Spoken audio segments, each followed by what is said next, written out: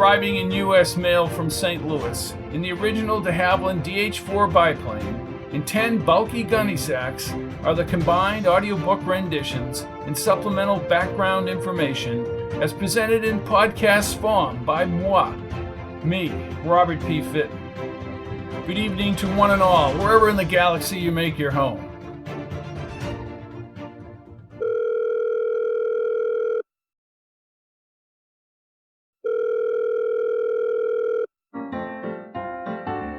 You never cared about the night scene. You wanted me to get out unfazed. You should have left me alone. Should have left me alone. And now you're dead. Now you're dead. Now you're dead. Now you're dead. Now you're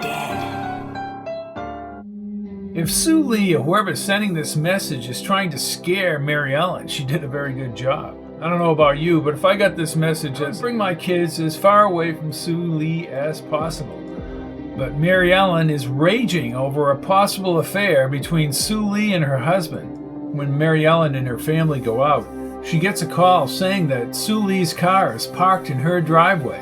The police won't go after her, and nor will they continue investigating. She confronts Sue Lee directly.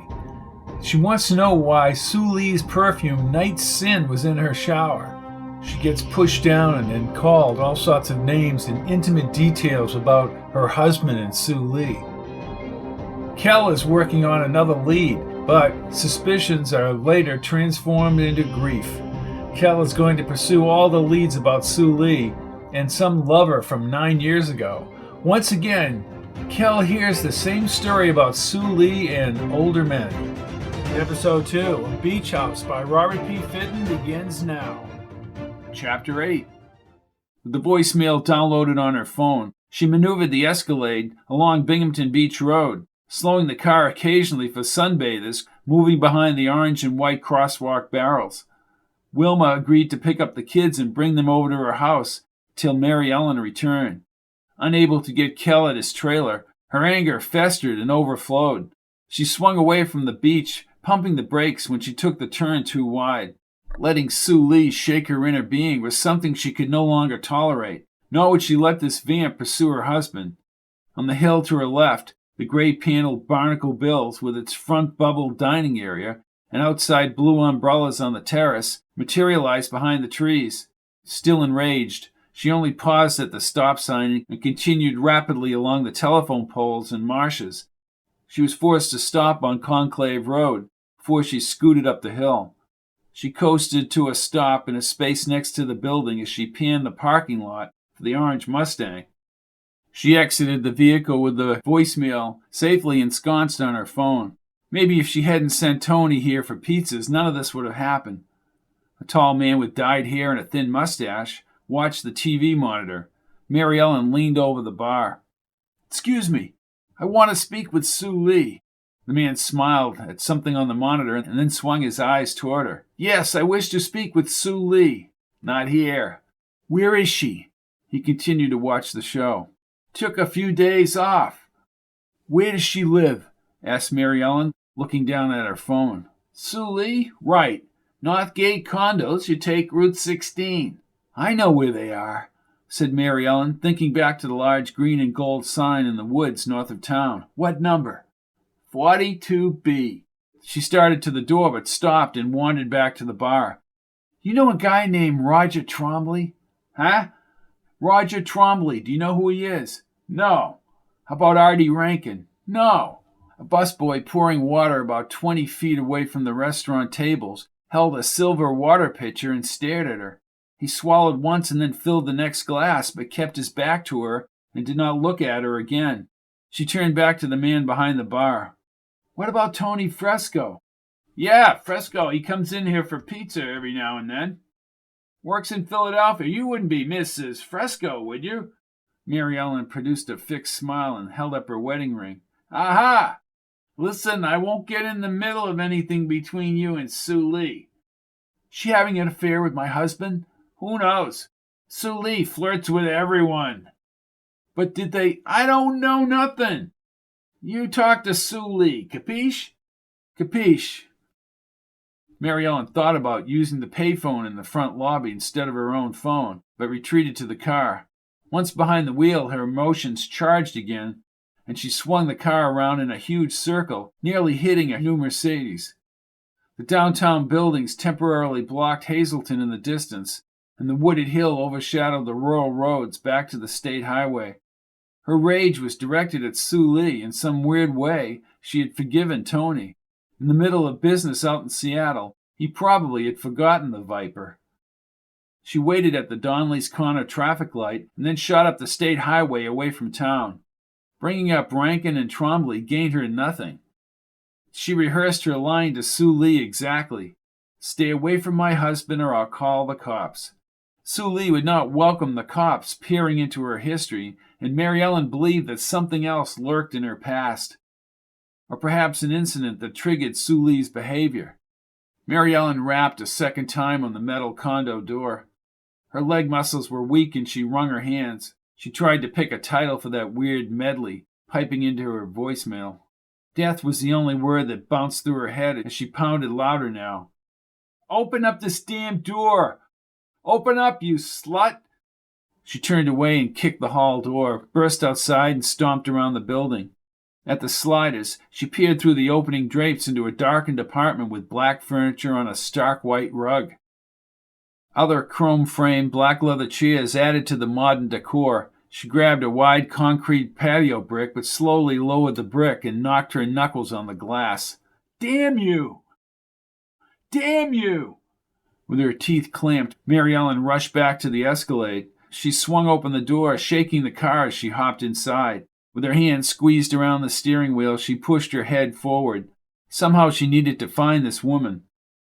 "I'll fix you, you little slut." Mary Ellen played back the voicemail through her car speakers, and the song reverberated throughout the car. "You never cared about the night scene. You wanted me to get out unfazed. You should have left me alone. Should have left me alone. And now you're dead. Now you're dead. You never cared about the night scene. You wanted me to get out unfazed. You should have left me alone. Should have left me alone. And now you're dead. Now you're dead. Now you're dead. Now you're dead. Now you're dead." Then she punched in Sue Lee's number, programmed from earlier this morning. Sue Lee's name never came up on the display. When the line rang, she looked back at the white condo drapes 30 feet away. The ringing stopped, and a smooth, clear voice filled the cell phone. The voicemail beeped. She played back her own voicemail message. "You never cared about the night scene. You wanted me to get out unfazed. You should have left me alone. Should have left me alone. And now you're dead. Now you're dead. You never cared about the night scene. You wanted me to get out unfazed. You should have left me alone. Should have left me alone. And now you're dead. Now you're dead. Now you're dead. Now you're dead. Now you're dead. Mary Ellen navigated the escalator around the building. A brief smile touched her face, and for a moment she had gained a slight revenge and satisfaction.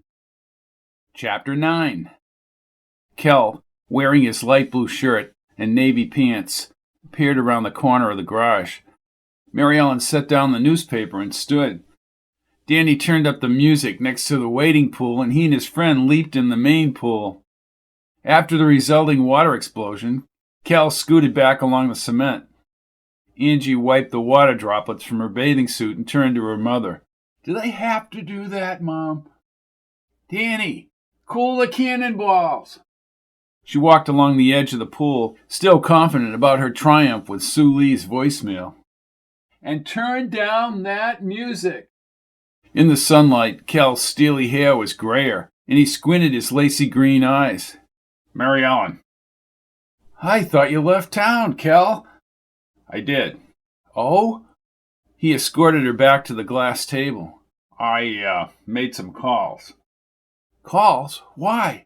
He sat in one of the soft vinyl chairs, and she held the plastic lemonade pitcher. "Drink?" Yeah, sure. She poured the pink pulp liquid into a tall, clear glass and slid it across the patio table. I had a little excitement myself, but I took care of it. Kel smacked his lips. Yeah? What happened? She called my voicemail, she did. Mary Ellen's upper lip curled, and she enjoyed grimacing.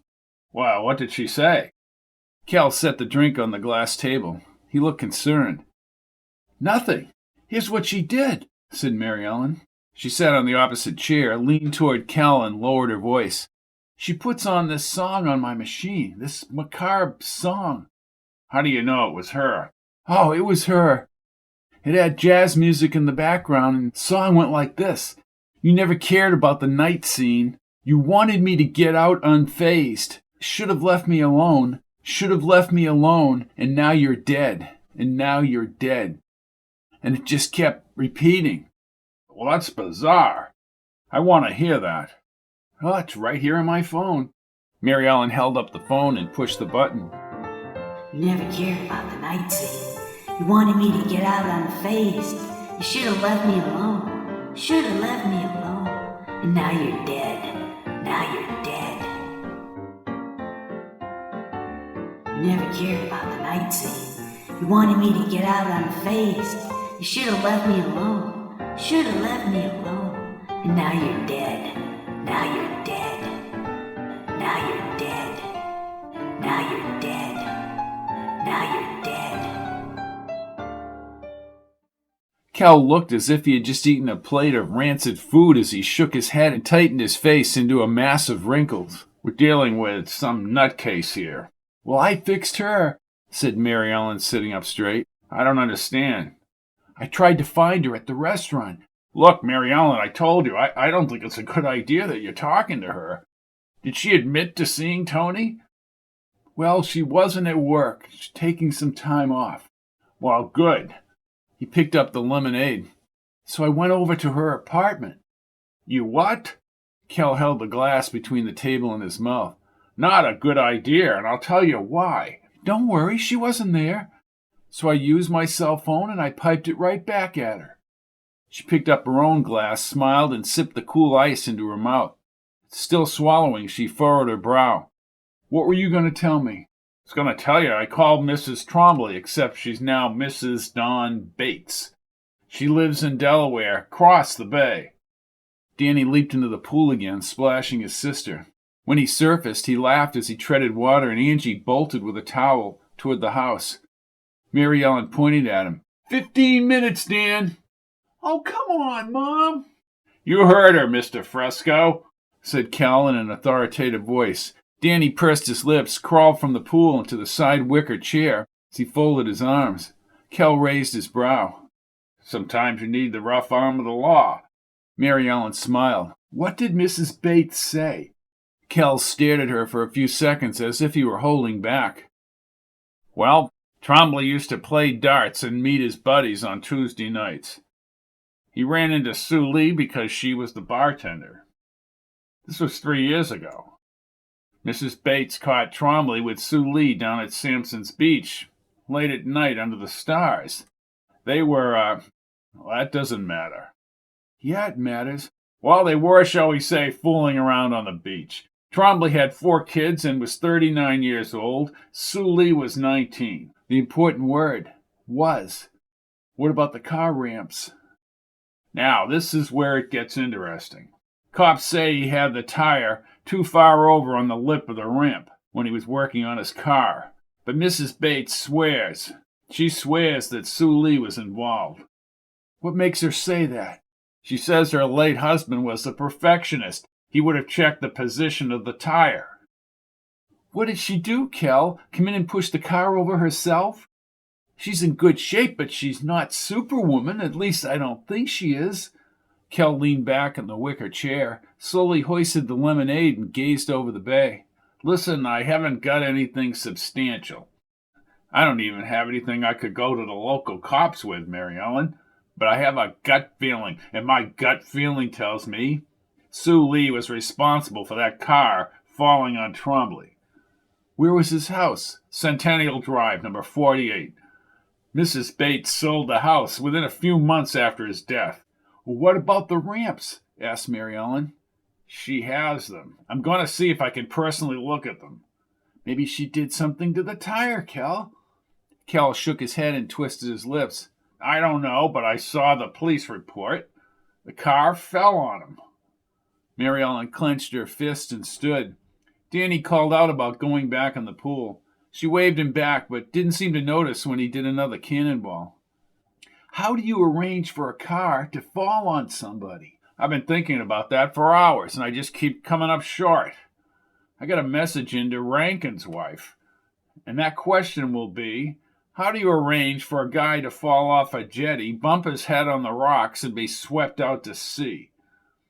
Sabotage the rocks so he slips. I have that report, too. There's nothing out of place. Damn, this is so frustrating. Listen, I have to get to work, but I'm going to take the next few days off. My advice to you, young lady, is to stay the hell away from Ms. Sue Lee. Kel's eyes were luminescent within his tanned, wrinkled face. She squeezed his hand. Maybe we're just imagining things because of what Tony did. He thought for a time and glanced at Danny before he looked back. I don't think so. Here's the thing. Sue Lee is very clever and secretive in her relationships with married men. That's a damn fact. About the only fact we have in this case. The other fact is that the two men she was seeing on the sly died in freak accidents. If she killed them, she executed the murders perfectly. Mary Ellen nodded and wrapped her arms over her chest. You've convinced me. I won't confront her anymore. You already have with that voicemail routine. I know. The person I need to confront is Tony when he comes back here on Thursday night. Beach House by R.P. Fitton. Chapter 10. Several times Mary Ellen drove by Barnacle Bill's, but did not see the Mustang. Kel called and said he finally connected with Mrs. Rankin by phone, but she was reluctant to speak about her husband's untimely death.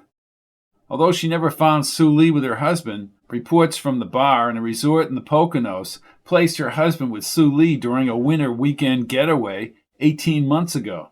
Mrs. Rankin did not suspect Sue Lee was involved in Rankin's death, but she was sorry she hadn't resolved the affair before her husband died.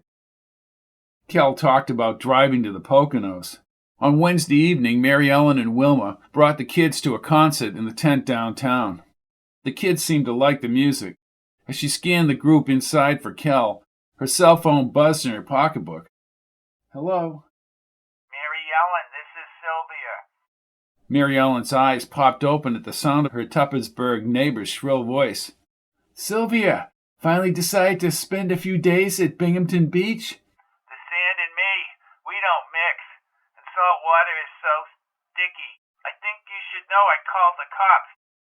You what? I called the cops. What? Well, it all started 2 nights ago when I saw the car. Actually, Harold saw the car. Mary Ellen turned in the creaky wood chair and spoke in a lower voice. What car is this? That, orange sports thing. Mustang? Her heart caught up with her emotions. An orange Mustang? Yeah, that was the car. Mary Ellen stood and told the kids she'd be back in a second. What was that car doing near my house? Well, I don't rightly know. Well, the first night the car keeps turning around in the cul-de-sac. That's when Harold got suspicious. We didn't call the police until tonight. Mary Ellen stopped under the tent flap near the support pole. The bright halogen lights atop the creosote-coated telephone pole lighted the grassy field. Did they get her? Get who? Sue Lee. Susie who? Why did you call the cops tonight? Asked Mary Ellen, standing between two of the tent support ropes. Harold told me to. I mean, why? The car. It was parked in your driveway for a good 15 minutes, and I know you're at Binghamton Beach for the summer, and Tony, he left for Seattle. So Harold asked, and rightly so I might add, his car in the Fresco's driveway. Well? It was gone when the cops got it. Did you see her? Did you? We Well, then did you get the plate number? Well, no. Harold didn't want me to go outside until the police got here. Never mind. Sylvia, you have to call me right away if you see that car again. Did the cops go in the house? Sylvia paused, probably afraid to tell Mary Ellen what she had done. I let them in. Is that all right? Yes, that was the right thing to do. And did they find anything out of place? No, everything was okay.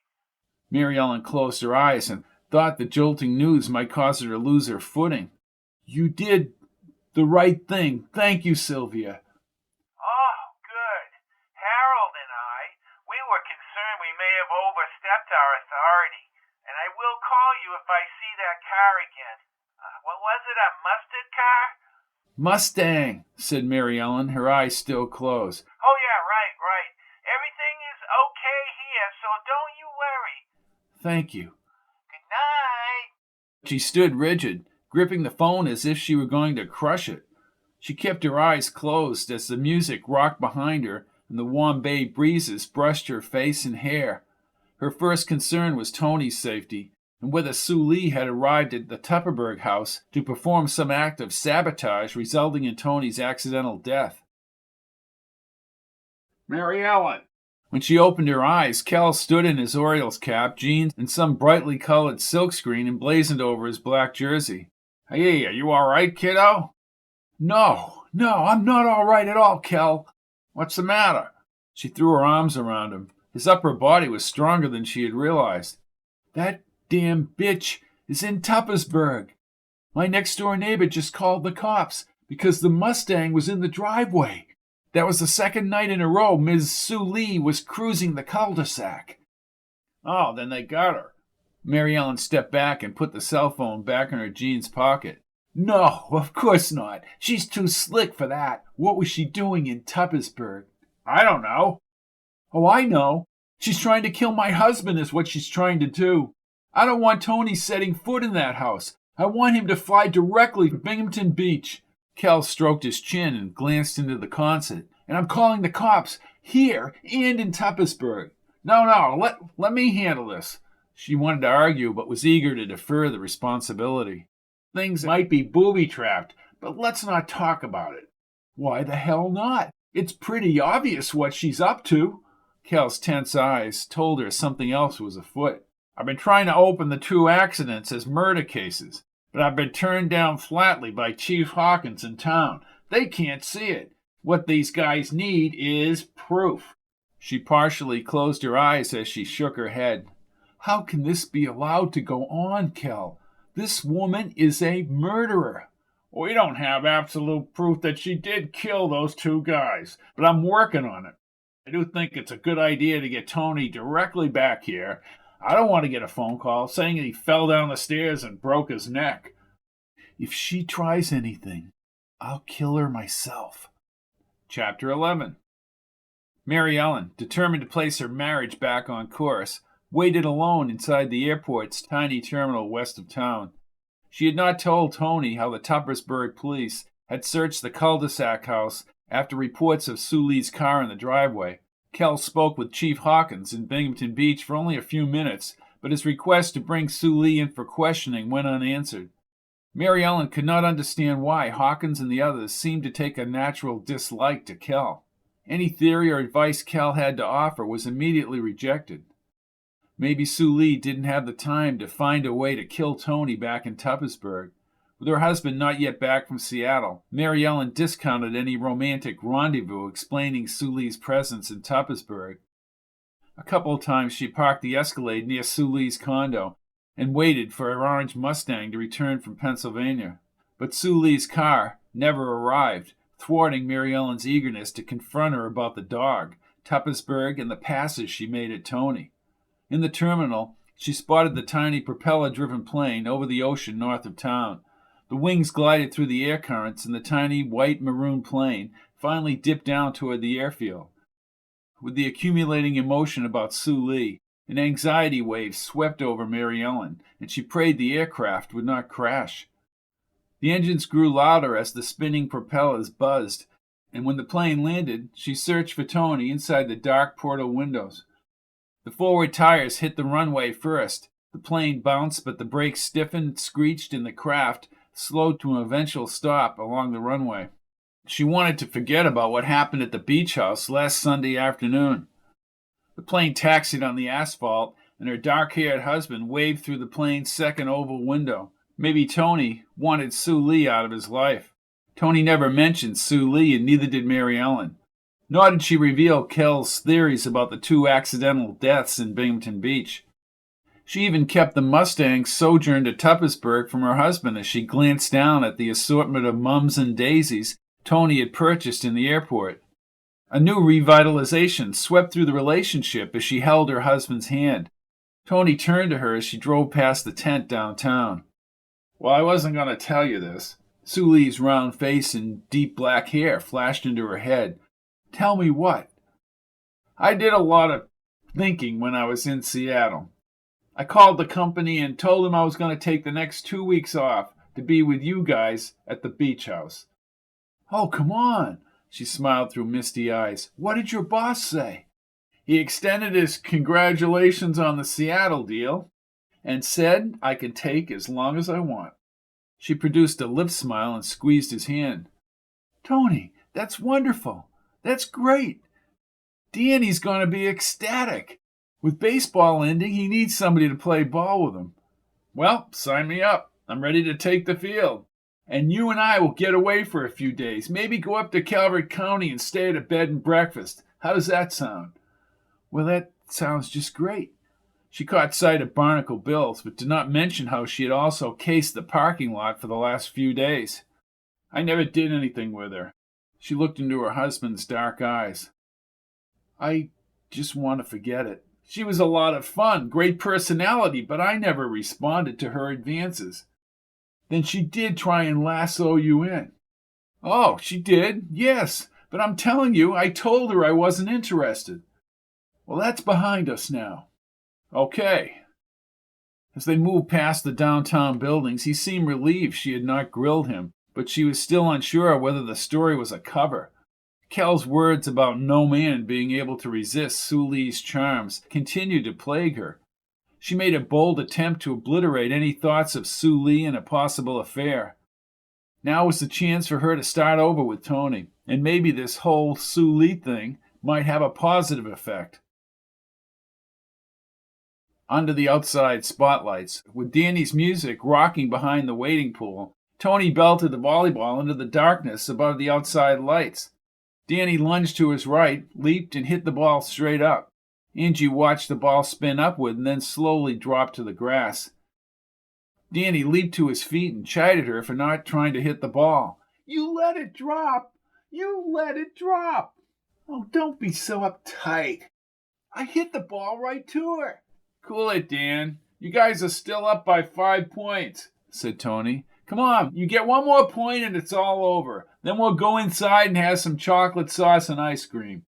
"Fattening," said Shane, bolting off the court. She moved through the kitchen sliders. "Oh, good riddance," said Danny, and Tony smacked the ball again. Danny made another driving hit, this time sending the ball over the net to Mary Ellen. She slapped the ball to Tony. Tony swung his hand in the air, but the ball bounced against the net. She wondered as Danny cheered whether Tony had deliberately lost the game. Danny ducked under the net and Tony gave him a high five. "Nice game, Dad. You really going to be here for 2 weeks?" "Yes, sir. You want to help me paint the house?" Mary Ellen ruffled his hair. "We'll see what the schedule's going to be." She looked at Tony and smiled as Danny ran across the patio to the kitchen sliders. "I'm glad you're back." Tony put his arm around her as they walked together behind Shane to the sliders. "It might be good for Danny to work with me painting." "Well, I don't want him up on the ladder." "No," said Tony, pulling open the slider. "I'd keep him on the lower panels if he wants to."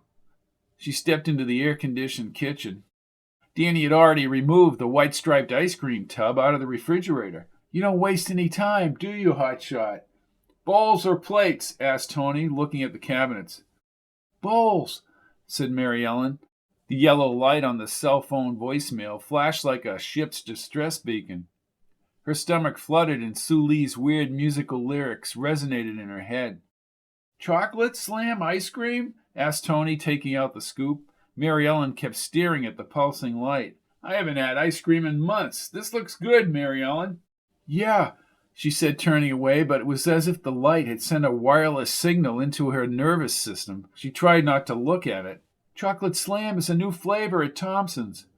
I should charge you guys for soda fountain work, said Tony, scraping the chrome scoop into the creamy, solid ice cream. He plopped the first rounded chunk into Danny's dish. I want the whole thing, said Danny. Mary Ellen fought the temptation, but finally succumbed. Listen, maybe we can eat this out on the patio. It's too hot out there, said Danny. Oh, it's a nice summer's night.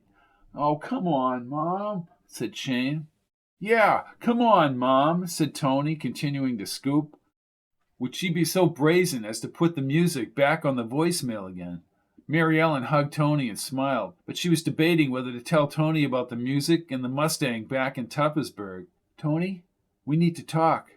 Sure, sweetheart. We've got 2 weeks to talk about anything. One scoop enough? Yeah. Hey, Mom, there's somebody on your cell phone. Mary Ellen gulped and was about to call out, but Shane hit the playback button on the phone. She gripped the counter, and for a moment a hiss spewed through the speaker. Hi, Mary. This is the Summer Baseball League. We're just letting you know the final cookout is this Saturday at Norton Field. Mary Ellen exhaled. Now, in response to your question, don't bother bringing anything. We have dogs and burgers. Plenty of soda. We'll see you there. Well, I'm looking forward to that, said Tony. You had a good season, didn't you, Danny? Yeah, I did all right. Yeah, he led the league in home runs. I wished I had seen more of his games. Then the music blasted out. Never cared about the night scene. You wanted me to get out on the face. Should have left me alone. Should have left me alone. And now you're dead. Now you're dead. Never cared about the night scene. You wanted me to get out on the face. Should have left me alone. Should have left me alone. And now you're dead. Now you're dead. Now you're dead. Now you're dead. Now you're dead. What was that? Song called, And Now You're Dead, said Tony. You listen to that, Mom? Asked Shane. No, I don't. How do you know about that? Asked Shane. Tony's face contorted and he stepped back from the counter. Excuse me, I'm going upstairs. I need some privacy. Mary Ellen looked deeply into his eyes for only a second as he passed and started down the front hall. He leaped up the stairs, 2 at a time. She peered at the phone. Tomorrow she would switch numbers with the wireless company. Who would put that on Mom's voicemail? Asked Shane. I don't know, said Mary Ellen. Tony had easily identified the music and then headed upstairs. Her hands tightened and she looked up the stairs, but she imagined Sue Lee leaving that message on her phone. Mom, can I have some more ice cream? Asked Danny, the scoop in his hand. Sure. She wandered down the hall and gazed at the light bending around the second-floor carpet. Her throat tightened as she placed her foot on the stair runner. Something held her back from bounding up the stairs. All the doubts about Tony now resurfaced as she finally trudged up the stairs. 5 steps away from the second floor, she heard Tony's voice from the third floor. His words were not clear, but his tone was defiant and booming. As she neared the third-floor staircase, the end of his conversation gave her hope. Just get out of my life! The ceiling shook when he slammed down the phone. She backed along the balustrade and retraced her steps to the first floor. Danny was now eating from the ice cream container. Daniel Fresco! Danny gripped a large spoon and chocolate ice cream rimmed his mouth. I told him, Mom, said Shane. Her hand shook as she retrieved a face cloth from the drawer and saturated the fabric under the running water. Tony's words were both confusing and frightening. Was he telling his lover never to call again? Or was he telling a demented young woman to stay off his wife's voicemail and out of his life? Well, said Tony, appearing in the hall. His face was unusually tense. What do you say we see what's on TV tonight? Mary Ellen dragged the wet face cloth over the smudged chocolate on Danny's face. She wanted to confront him about Sue Lee. What do you suggest? Well, how about something classic? Classic is boring, said Shane. Where's Angie? Asked Tony. I want this to be a family activity. Angie's in her room, listening to Girls' Night Out, said Danny. Mary Ellen set the face cloth on the counter. I hate Girls' Night Out. No comment, said Tony. Mary Ellen could see him looking in her direction. What would you like to see, Mary Ellen? She looked up with moist eyes and swallowed once. Whatever you want. Well, let's check and see what we have here. As he retreated into the family room, Mary Ellen slipped around the corner and opened the sliders. The outside air remained warm and the moon had risen over the bay. She knew Tony would follow her onto the patio. More than his potential involvement with Sue Lee, his scolding on the third-floor phone confirmed the tramp had indeed left music on the voicemail. Mary Ellen clamped her arms over her chest and contemplated how far this woman would push. Mary Ellen, are you all right? Asked Tony, poking his head through the sliders. Sure. He closed the sliders behind her, and she felt his warming hands on her shoulders. You heard my phone call. Yeah, I heard it, she said, trying to hold back the tears. Listen, this woman is bad news. There's something about her that just won't stop. I don't want to hear this, Tony. I just want to forget it. He held her arms and slowly turned her in the moonlight. She came after... Tony, I'm doing my best, she said through the tears, to get through this, to move beyond this. I don't think I want to know anymore. She's not a normal person. I'm telling you, I'm innocent. I admit I was taken in by her personality at the restaurant, but I never invited her over here. Then she was over here. You were lying to me. I didn't want you to think that something else was going on, he said, releasing his grip. Am I supposed to believe you now? I saw the damn car in the driveway, and you made me look like a fool. She stomped across the patio, but he trailed her and grabbed her shoulders again. Leave me alone! Get your hands off me! Where else have they been? I'm telling you the truth. She came over here while I was painting, and she picked up a brush to help. I'm telling you that I repeatedly told her to leave. Then why didn't she? Because she's crazy. Tony's teeth crunched as he spoke. She kept painting, and I kept getting madder. So, what's the big secret? Why couldn't you tell me this? Because she puts down the brush about 15 minutes later. She has paint all over her shoulder. She takes off her top and heads around the house. I hear the outside shower going. How was I supposed to tell you this? You're telling me that this bitch was naked in my outside shower? Listen, I stayed out front. I just kept painting. She came out of the house later, maybe 15 minutes later.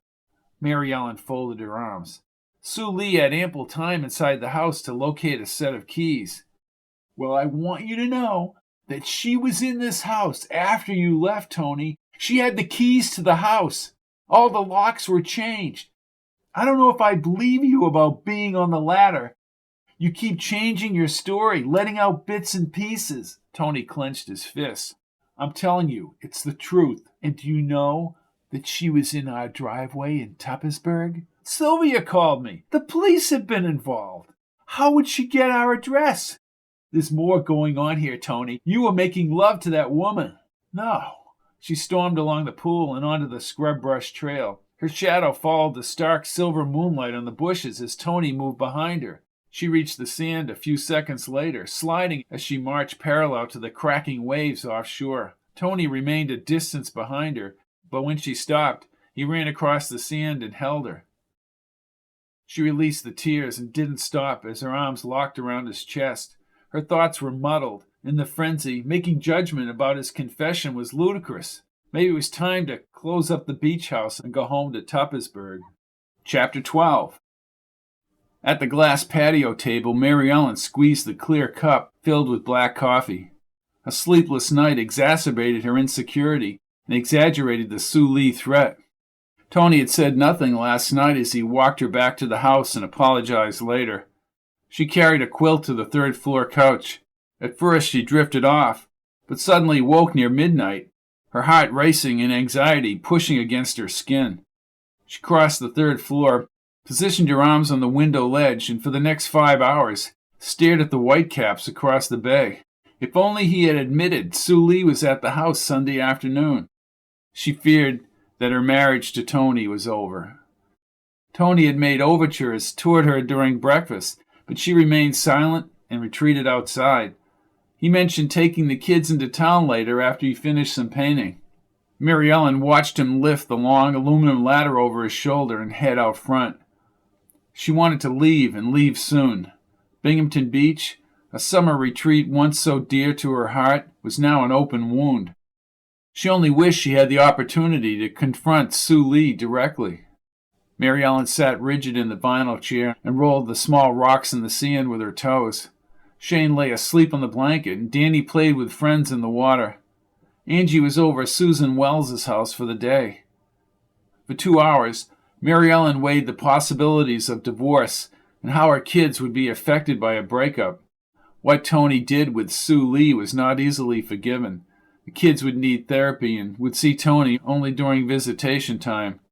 Thought of going through a divorce trial scared her. Numerous sailboats sliced the bay's deep blue waters as jet skis and faster craft crossed closer to shore. Tony had always talked about getting a boat, but sailing these waters seemed as improbable as her future with him. She took in the salt air and checked the enclosed phone booth back at the concession stand. She was afraid to carry her cell phone, lest she get another new message. Even without her cell phone, in 10 minutes she could easily book a flight back to Philadelphia. In 2 hours they could be on that connecting flight. In 6 hours she could have arrived home in Tuppersburg. Wispy strands of black hair appeared near the colored surfboards lined up against the cinder block wall. Sue Lee, sporting a red bikini, strutted toward the north end of the beach. "Shane, I'll be right back." "What?" "I'm going to the concession. I'll be right back." "Watch your brother." Shane nodded and put her head down on the towel. Mary Ellen clenched her fists and skidded across the hot sand. Sue Lee's tiny form blended into the parking lot haze as she gravitated toward the mass of cars across the beach. Mary Ellen kicked up the loose sand as the sun cooked her skin, and she breathed rapidly near the barrier fence. "Sue Lee!" Sue Lee stopped but did not immediately turn. It was as if she knew Mary Ellen was running along the fence. She had a coy smile across her thin lips when she did turn, and her perfect form was only enhanced by the sheen of her midnight hair. "Are you calling me?" Mary Ellen caught her breath as she crossed the street. "Yeah, I'm calling you." "You're out of shape." "Shut up." "You have a lot of balls telling me to shut up, lady." She moved closer to Mary Ellen as the night sun mixed with the sultry salt air. "Then why don't you just stay the hell away from my husband? Where's my dog, you slut?" "Nobody calls me a slut," she said, grabbing Mary Ellen's windbreaker. "You're as frumpy as he described you." "My husband would never say that." Sue Lee released her grip and rolled back her lips as she spoke slowly. "You'd be surprised what your husband would say and do." "Liar!" "I can't help it if Frumpy can't hold on to her man, and he goes out seeking fresh game. You're in my shower. You're in my bed. Your husband, he likes soap rubbed all over his body." Mary Ellen raised her hand to strike her face, but Sue Lee moved quickly, caught her wrist, and wrapped her muscular leg around Mary Ellen's knee. With her other hand, she pinched Mary Ellen's chin. Her dark eyes were fiery and her teeth perfect and white. "He's mine." Sue Lee walked briskly to the Mustang parked along the stockade fence and smiled as she opened the door. She started the loud engine and backed out fast enough to trace the tires across the surface. In a few seconds she had raced around the lot and swerved out the front entrance. Mary Ellen stumbled and hit the hot tar as she slowly sat up. Her hands were stinging and red, but she managed to stand. She inched her way to the street and headed back to the beach. Tony unexpectedly appeared by the lifeguard chair and jogged up the beach. Mary Ellen grit her teeth as the Mustang rounded the bend near the tidal ponds. "Damn you! Damn you!" Several people on the beach looked up. and Tony, still wearing his painting shorts and tank top, called out, "Mary Ellen, what were you doing on the street?" Her face flushed and she choked out the words. "What's the problem?" "Her! She was just here. She threatened me and called me frumpy." "Sound familiar?" "What?" "She told me how she used the shower and how you like to have the soap rubbed on your body. That's sick." "Oh, forget about her." "Oh, just like that." "Yes, the reason I came down here was to tell you I'd call Bromby's Cafe and they're sending Quiche and an entire meal at 5. She closed her eyes and formed a fixed grin. "Don't you think you're a little late, Tony? You think you're just going to pick everything up like nothing ever happened? Well, that's bullshit. I'm out of here, and I'm out of this marriage." "Wait," he said, grabbing her arm. "I haven't done anything wrong.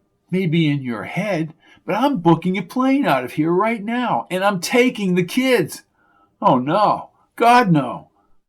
You should have thought of that before you dropped your drawers." She stomped across the burning sand again, seeking shelter below the concession overhang. Tony remained staked in the sand, his hands on his hips as she lifted the payphone and punched in 411. "I want Delta Airlines number." She removed a pen from her pocket and jotted down the Delta number on a grocery sales receipt. Tony moved behind the cinder blocks.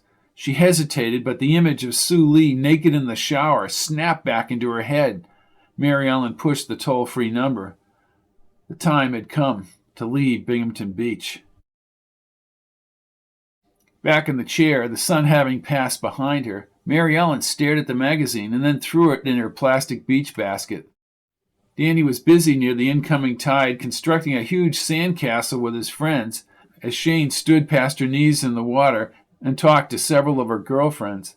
Mary Ellen leaped back in the chair and studied the clouds smattered several thousand feet above her. Each elongated cloud merged with its rotating, swirling partner and formed new, more elaborate patterns. She imagined a puffy-cheeked angel blowing the wind across the sky. "Penny for your thoughts," said Cal, his Orioles hat silhouetted against the sun a few feet away. Mary Ellen shielded her eyes. "Cal, we're leaving Binghamton Beach at 6 o'clock. "Do your kids know this?" "No, they don't." "Think you're jumping the gun, kiddo. I talked to Tony on the ladder no more than an hour ago. He swears he never came on to her, nor did any funny stuff." "Sure. He was supposed to come over here," said Cal, sitting down in the sand. "Oh, he came over here with that dinner routine. Did you tell him to do that?" "No, I didn't." "Well, it's over. You're not going anywhere," said Cal. She crossed her arms. "Oh, really? And just who the hell are you telling me that?" He leaned closer than he ever had, and his tone was harsh. "Someone who thinks this woman was after your husband and couldn't get to him, so she kept after him, broke into your house, and tried to make him look bad with the perfume in the bed and the damn music." "I confronted her." "You did?" "And she grabbed me and pushed me to the pavement. I hate her, and I hate what she's done to my marriage." "Any witnesses?" "No. There never is. I'm going to go talk to Hawkins." Cal squinted and his lips almost touched. "Listen, I have some preliminary stuff I've been working on. Seems that 9 years ago, Sue Lee was involved with this older guy. She was only 14, the guy was 33. I know he dumped her, but I don't know what else happened." "Kel, I don't care anymore." "Suppose he was the first victim. I'm trying to track down his address." "Good. You have fun. We're leaving. Give me a couple of hours. I'm going to put an end to her shenanigans real fast." "Told you. I don't care. I don't care about Trombley. I don't care about Rankin. Maybe she did something. Maybe she didn't. Go investigate it. My marriage is over." Kel bit his lower lip and stood. His thatched green eyes were bold as he spun in the sand. She closed her eyes and didn't want him to leave. Why had she let her anger spill onto him? Tension tightened in her temples as she sprang from the chair and marched down to the ocean. Cold, salt water rushed up the berm and soothed her tired feet. Kel was doing his best to save the marriage, and she couldn't fault him for that. She wandered deeper through the waves as they broke near shore and stood in the chill water up to her thighs. No matter what Kel said, the facts hadn't changed. She shook her head, but resentment with Tony wouldn't go away. He had failed the relationship, his kids, and he had let her down. "Mom," said Danny, washing the sand off his hands, "can we go home now?" "We're going home, Danny." Chapter 13. Mary Ellen had doubts as she drove the Escalade slowly through the 2 rock towers at the Hazelton entrance. Maybe Kel was right. She should give Tony another chance and look into Sue Lee's past. Something about Sue Lee aroused an intense anger. She was intrigued by the link between Sue Lee and married men. Finding out the truth about Sue Lee and possible links to murder would bring her to justice. She rounded the bend onto Durango Street, near Wilma's Red Ranch, and drove through the thicket toward the beach house. Danny continued a chorus that he had begun back at the concession about being hungry. She reached the top of the hill but applied the brakes quickly. A black Binghamton Beach police cruiser, blue lights flashing, blocked the road. More cruisers and Kel's security car were parked along the grass and in her gravel driveway. Her heart pounded as one of the officers raced toward the Escalade.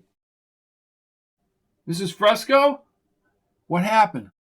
"I think you should step outside here, ma'am," he said, looking at the kids in the back seat.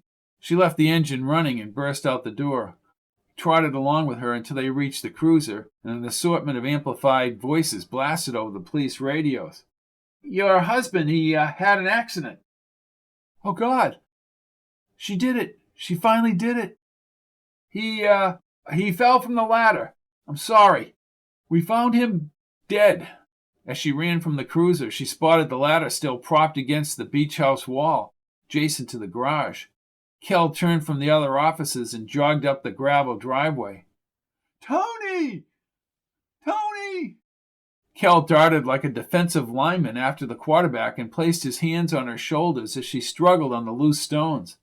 Over his shoulder, a green plastic body bag was draped on the garage cement like a FedEx delivery. The dented silver paint bucket lay in front of a huge pool of white stain splattered on the concrete. The wide paintbrush had fallen onto the gravel. "Come on, Mary Ellen, let's get you out of here." No, Tony!" "There's nothing we can do right now." "She did it. You know she did it, Kel." "We don't know anything. The ladder is up there. There's nothing wrong with the ladder. I think he just fell." "Oh, God, no." She flipped her head wildly as Kel shook her. "It's all my fault. I should have listened to him. I should have listened to you." His muscles tensed and he physically dragged her down the driveway. Danny was now out of the car. "Danny, get back inside." "What's the matter, Kel?" "Just get back in the car." He turned to the officer at the cruiser. "Can somebody get her neighbor, Mrs. Blumenthal?" "Okay, Kel." "Something happened to Dad," said Danny.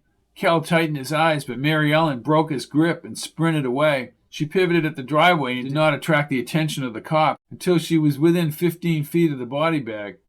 A husky guy with a blonde crew cut leaped away from the other cops and halted her progress. "My husband!" "I'm sorry, Mrs. Fresco." Mary Ellen looked up the aluminum ladder, splattered with white stain. That ladder was sabotaged. "What?" "I'm telling you, she did something to it." Mary Ellen closed her eyes. The strain was pushing her endurance to the limit. "My husband would not fall off a ladder. I just talked to him on the beach." The cop pointed to the ladder. "Well, it's an aluminum ladder designed to hold somebody that weighs 300 pounds, and it's held together with metal rivets. I hear you. I'm sorry, Mrs. Fresco. He must have lost his footing. There's nothing wrong with that ladder." Another cop moved down the driveway. "Mrs. Fresco, we've located your neighbor, Mrs. Blumenthal. She'll take your children to the house, and I just parked the car off the road." He handed the car keys to Mary Ellen. She gripped the keys and stared at the body bag. Somehow she wanted to tell him that she loved him. Going back to Tuppersburg was just an angry reaction to what happened last Sunday. "Why don't you let Officer Grinwald here take you to your neighbor's house?" She turned away from Tony's body and started with Grinwald down the driveway, but she stopped and faced the older officer. "I need to tell you about a woman who broke into my house." Cal skidded from the Binghamton police station lot, For 3 hours, even after he had stopped Mary Ellen from screaming into Sue Lee's voicemail and sent her and the kids on the propeller plane back to Philadelphia, he pleaded with Hawkins to bring Sue Lee down to the station. Hawkins had no real evidence to legally bring her in and question her. The chief knew Kel's record in Buffalo and how he was reprimanded and forced into an early retirement for not having evidence. Kel was convinced he was right in that case 8 years ago, and now he was even more certain that Sue Lee liked to get involved and murder married men. Hawkins told him to go back to his trailer. Kel pictured every inch of the ladder as he drove under the streetlights toward Barnacle Bill's. He checked that ladder, and the cops had checked it. The ladder was covered with white stain drips, but structurally intact. As he braked for the Conclave Road, he was also certain that Sue Lee had killed Tony, but he just couldn't figure out how she did it. He gnashed his teeth as he marched to the door and thought of the sedated Mary Ellen leaving on the plane. The kids were hysterical. He yanked back the restaurant door and his eyes caught Sue Lee. She wore a tight pink top, blue shorts, and set 2 beers on the counter. Kel stormed past the patrons as she smiled and pushed back her long hair. She did not spot him till he was almost at the end of the bar. If she had heard about Tony's death, she never showed it on her smooth face. "Mr. Kel!" "You lowlife bitch!" "Hey, watch it, Pops!" said a stocky guy to his right. She never flinched and spoke in a calm voice. "This is a public place. What are you, high?" "Oh, you're good. You're the best." Kel pointed at her and leaned between the 2 guys at the bar. "I don't care how long it takes. You might as well have set your talons on me, because I'm not going to rest until I prove what you did." "I don't understand." She swiped the counter clean and moved from behind the bar. "Is there something wrong?" Kel stared into her dark eyes. "I'm telling you, you're sick. That man was married, and his kids are devastated right now." "Are you talking about Tony Fresco?" "How did you do it?" "You seem to think I have these magical powers," she said. "I'm sorry that he's dead. I enjoyed talking with him. He was an entertaining man, and I'm sorry for his kids."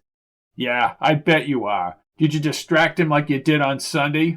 Maybe that's all you really wanted to happen. Maybe you took off your top and marched around the ladder. Except I talked to their neighbor. You smartened up this time. Your car wasn't out there today." "Cut the bullshit, Kelly. I didn't kill anybody. Why don't you leave before I call the manager?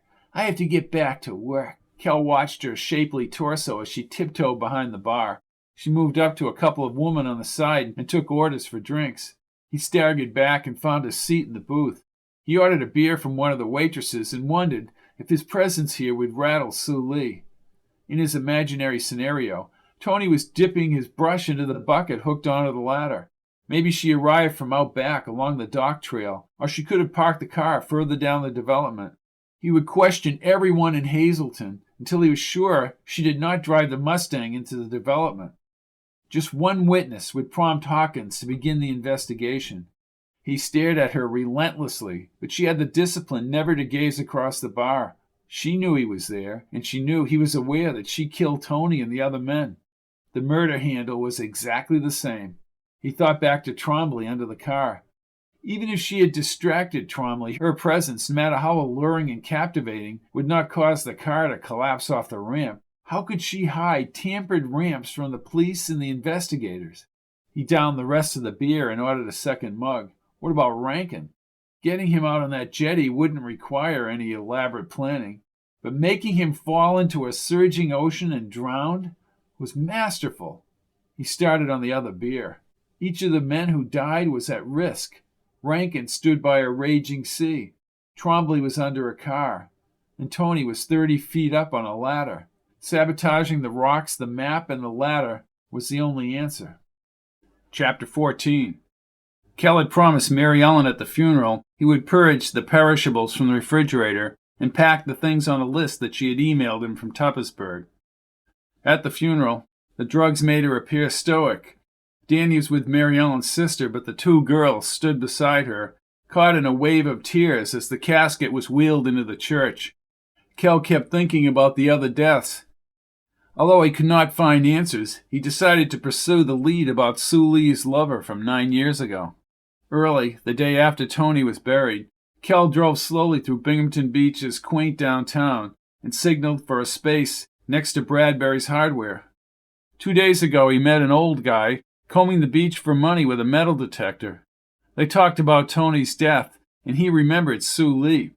The guy told him a man named Ronnie Chico dated Sue Lee briefly years ago, but the relationship went sour. Kel dropped a quarter in the meter and looked up at Bradbury's orange and green sign. Rows of shiny new lawnmowers were perfectly aligned along the clear, sheet glass windows. He pulled open the aluminum frame door and stepped into a building bulging with stock and pegboard line aisles. The buzz of a key machine and the whirling of overhead fans were punctuated with the occasional ring of an old-fashioned mechanical cash register. Kel checked his notebook and pen as he headed toward a hefty man with black-rimmed glasses behind the counter. "Hey, how you doing?" "You, Ronnie?" asked Kel. "Not unless Ronnie's put on 100 pounds. He had a pack of cigarettes in his shirt pocket and probably wanted to smoke one right now. You want to talk to Ronnie?" "Please." "Ronnie, you got people out here." "Thanks," said Kel, holding his notebook. He glanced around the store and scanned the tools on the rear wall pegboard, but 2 yellow car ramps caught his eye in the first aisle. "Hey, Joe, see those car ramps?" "Yeah, what about them?" "How well are they constructed?" asked Kel. "Oh, those babies are from cast steel. You have to put a building on them. Hell, I couldn't even crush them. What are you, a reporter from one of them consumer magazines?" "No." Kel headed down the aisle and leaned over. He grabbed both sides of a heavy-gauge steel ramp. The likelihood of such a ramp collapse was remote. "What the hell's with the notebook?" Before Kel could answer, a lanky man with buzzed blonde hair ducked his head around the back entrance. He carried a small white box with a large blue stock number on the side. "Hey, what's happening?" "Ronnie, my name is Walter Kelly. Can I speak with you for a couple of minutes?" "Sure, what are you selling?" "I need to ask you a few questions." Ronnie looked at Joe, and then Joe raised his bushy brows. "Hey, I need to step outside and have a bud anyways." Ronnie smiled as Joe waddled toward the front door. "What can I do for you, Walter?" "Sue Lee."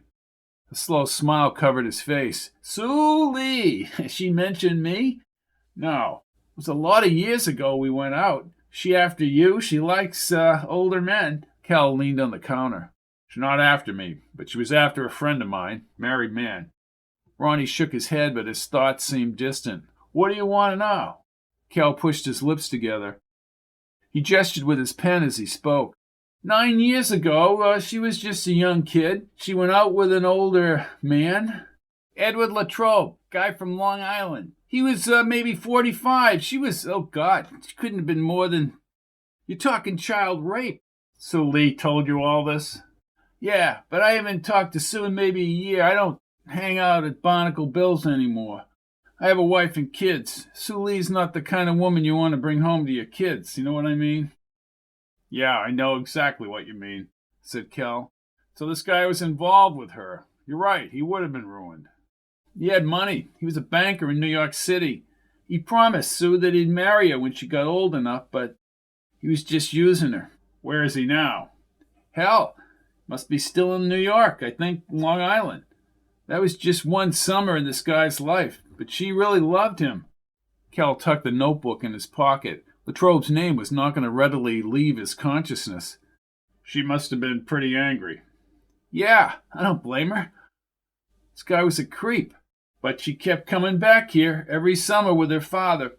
He was older, and she had a brother, smart kid. He was odd. Geek." Kel squinted and thought about the Mustang and the dealer insignia on the back. "Where did she live?" Ronnie's mouth turned downward and he exposed his yellow teeth. "Gee, I don't know. I just know she always came down here every summer. Her father was kind of quiet, spoke with an accent. Pretty sure he worked in a factory or a shop. Very polite." "Did Sue Lee go to school, to college?" he asked as Joe moved back inside the hardware store. "She settled here. The father died a few years back. She's worked at Barnacle Bill's since she was 15 or 16. She was a nice girl, Walter, but there was always something behind those dark eyes. Mystery. Very exciting. I don't regret any of the time I spent with her." "Thanks for the info," said Kel as Joe squeezed behind the counter. Kel shook his hand and his blue eyes focused for the first time. Walter, you just be careful. Kel shook his head. I will. So, who the hell's going to unload those tools over there? Said Joe as Kel turned and started to the front door.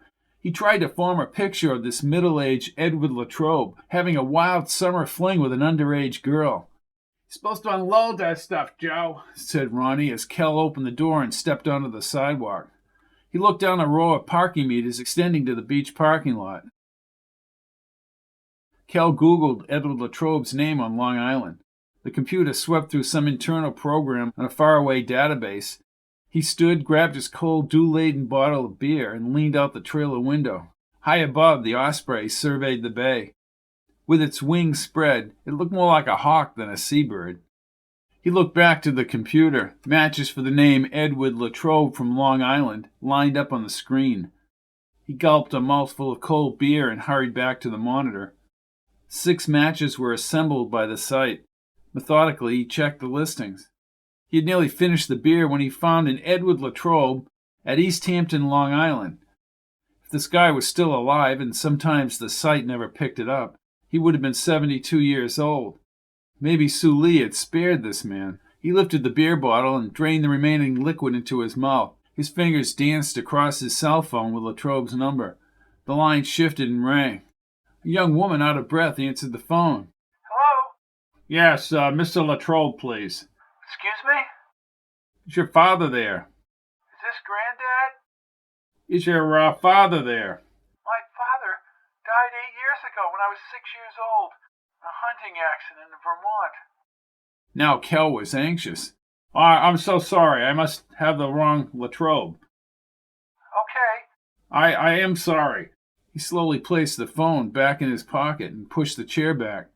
He formed images of Sue Lee hoisting a high-powered rifle butt against her shoulder and placing the unsuspecting Latrobe within the crosshairs. The shots must have echoed throughout the forest when he went down. She had repaid him for the heinous things he had done to her, and she began a series of murders over the next 8 years. He pushed open the trailer door and stepped into the beach sand. The Osprey was out of sight now, no doubt having snatched its prey from the bay waters, and returned to the high nest above the beach marshes. Proving Sue Lee was in Vermont 9 years ago would be as useless as proving that she was near Trombley's garage when the car fell off the ramps. He needed to concentrate on Tony's death and how she booby-trapped that ladder. He didn't lock the trailer as he pushed his sneakers into the sand and meandered up the beach. The rock-piled jetty where Rankin had slipped into the sea looked like a giant finger pointing into the bay. Moving the rocks around prior to his arrival would assure the slippage. He dismissed anything else as pure coincidence, and as he neared the jetty, stepped onto the large granite boulders. She had the strength and will to set it all up. Rankin probably trusted her. He may even have loved her. She could have promised him anything to get out on the rocks. Prearranged rocks would have tumbled into the sea, taking Rankin with them, and no one would ever have known. The surf hit the lower green-glazed rocks less than 10 feet below. Kel backed toward the water and studied the extended granite stones stacked toward the point. During high tide, another 5 rocks, maybe more, were covered. To precisely bring Rankin to the point where she had dislodged the rocks, just like the ramp collapsing and Tony falling off the ladder, seemed impossible. Kel stroked his unshaven chin and squinted into the morning sun. The surf hit the rocks every 10 or 15 seconds, supplemented by the outer breakers unraveling like falling dominoes up Binghamton Beach. The gulls, gliding across the sky, cried out as Kel positioned himself on the upper rocks. Salty air entered his lungs, and he gazed toward Sabines Island for the Osprey. He leaned his elbows on his propped knees and was beginning to sense that Sue Lee had some surrealistic invincibility or pure luck. No one, especially the police, had questioned the other 3 deaths, and no one assumed foul play in Tony's death. With Tony's death, Kel establishes that all 3 men linked to Sue Lee died in weird accidents. Mary Ellen is convinced that Sue Lee killed Tony on that ladder, but the police see no evidence of a crime.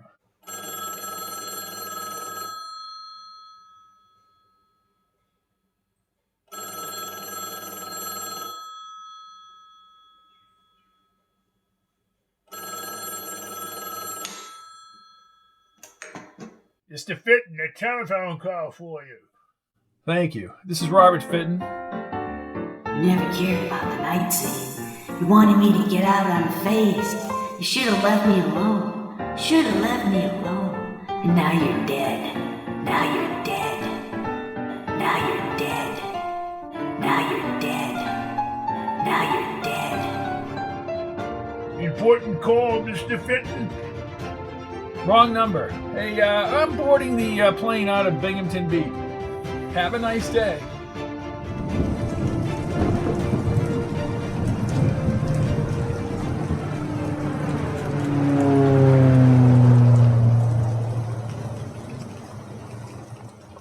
All of my books are available in paperback, Kindle, and audio at www.fittonbooks.com, or you can look at the list of audiobooks separately at pizzazz-pizzazz.com.